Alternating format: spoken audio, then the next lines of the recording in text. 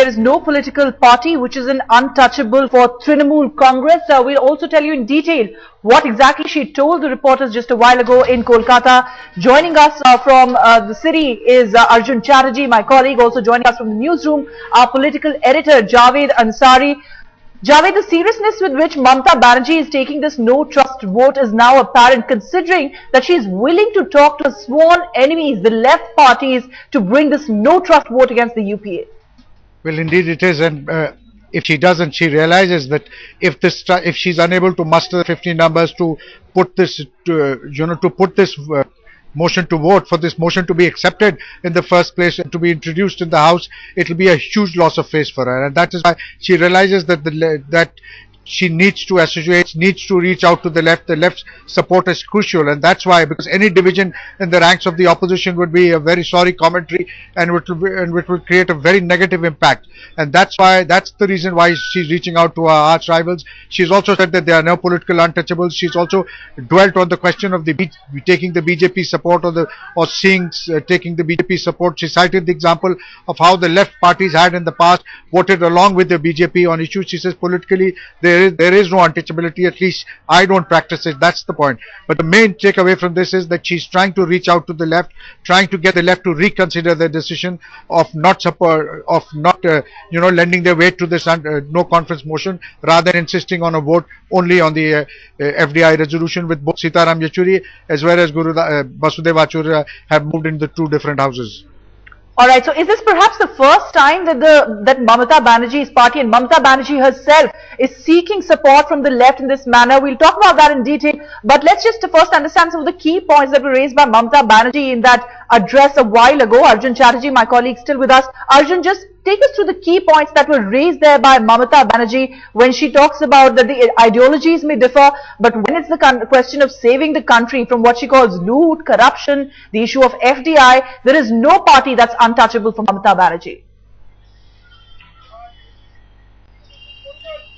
Well, in the recent past, this is a very interesting press conference that's been addressed by the West Bengal Chief Minister. Some keywords in it: Bhrashtachar, political career, savior. And then you have this desperate final plea in the mold of a political threat, where she says that with one political murder you can talk about so loudly in the media, but with around 110 people dying in Assam violence, there are no reportage on those fronts. What Mamata Banerjee is desperately trying to say is that she's asking political parties to make those commitments. She's getting supports when Gurudas Dasu say if Mamata Banerjee tables this no confidence motion, his party would support. Prakash Karat just after that had this very clear that the left won't do anything that's mooted by Mamata Banerjee.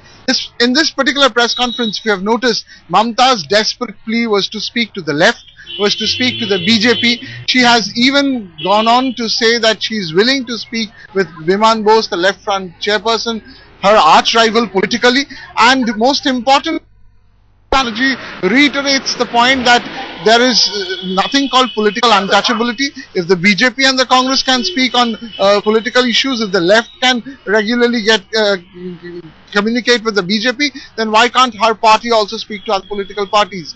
It's the final hours actually, and I think the numbers are most important to table it, because 50 MPs need to sign that no confidence motion for it being tabled. Right. And I think this is a desperate Banerjee in the veneer of a political threat as well, because she made this very clear that this is a Bhrashtachar government, and the people of India are going to watch which political parties turn out to be the savior of this Bhrashtachar government. Alright, Javed, so is this desperation, would this be seen as desperation or pragmatism on Mamata Banerjee's part, considering it appears and it's amply clear that she's adamant on braving it out and trying to put this trust motion across?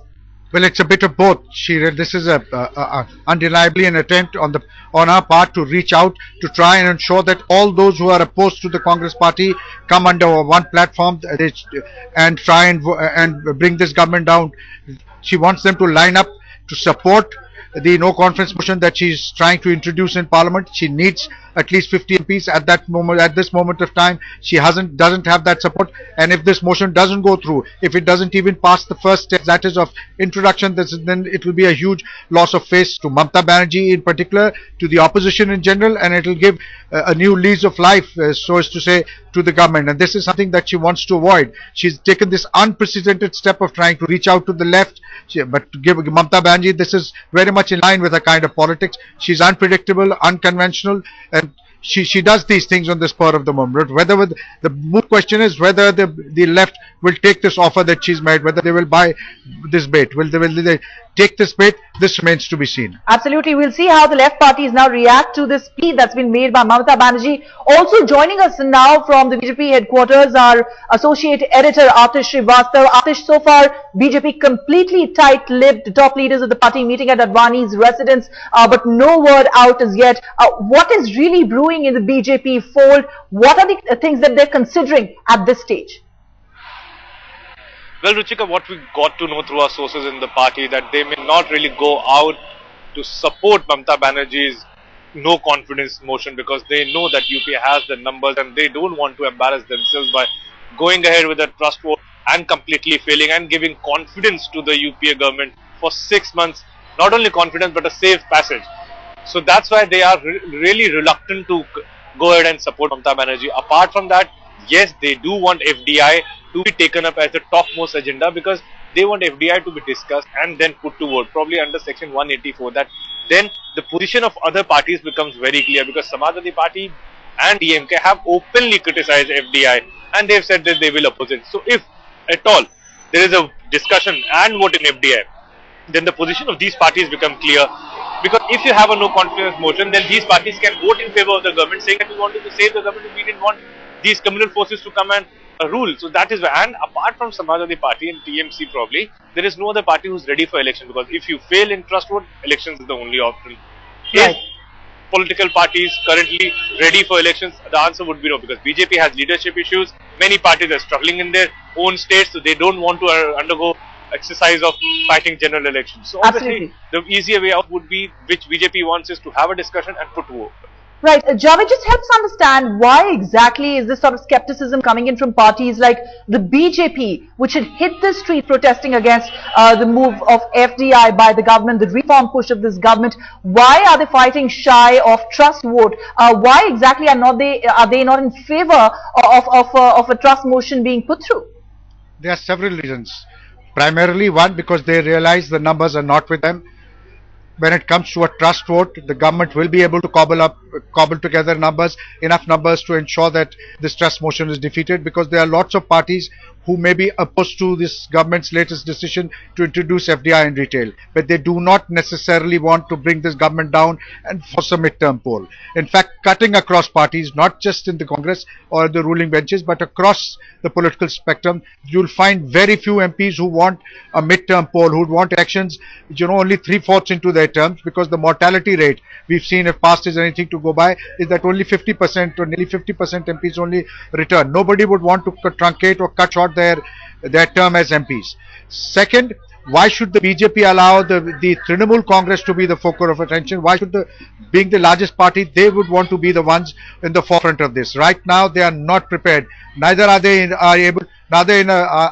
a position to cobble up the numbers to form an alternative government if the no confidence motion succeeds and this government is brought down, nor are they in a position to face the electorate right now. Like my colleague Atish Srivastav was saying, they have several leadership issues. They need to put their house in order before they prepare to take on the Congress in the general elections. There are lots of other parties, except for perhaps AIDMK and maybe to some extent Mulayam Singh Yadav. None of the other parties are also in favor or in a position to go face the electorate right now. Right. So they don't want to take a unilateral step which will not have popular support in Parliament and which may in turn extend giving 6 months of a free run to the government.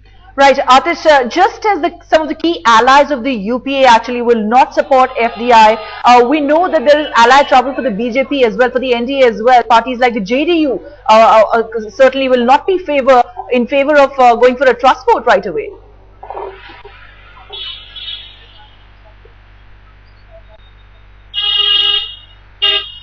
Atish, I was talking about how the allies like the DMK or even the Samajwadi Party and BSP that are supporting the UPA government, they will not support the UPA on the issue of FDI, so it appears. But same is the case with the BJP, where its allies like the JDU will not be in favor of a trust vote.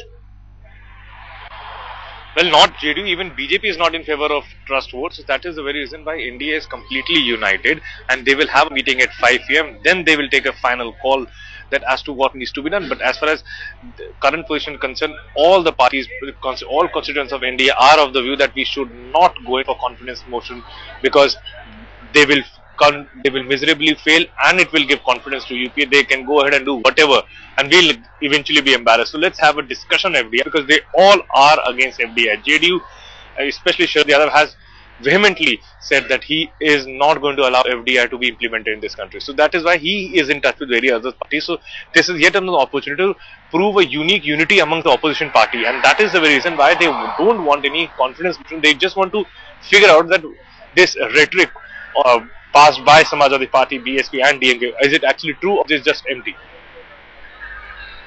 Right, and how exactly are they planning, just in case if there is a trust vote, to consolidate the numbers in case if there is a floor test? Are they already in talks with other parties? Well, they are in touch with many parties. They are continuously in touch with left leaders. They are in touch with TDP as well, but they want discussion on FDI. They are hopeful that if at all there is a discussion on FDI, then the parties like DMK, who have been saying that FDI should be taken back, then eventually they will have to vote. If they vote in favor of FDI, then they stand exposed. They know that they don't have the numbers, but politically, correct step would be having a debate on FDI and voting in favor or against FDI.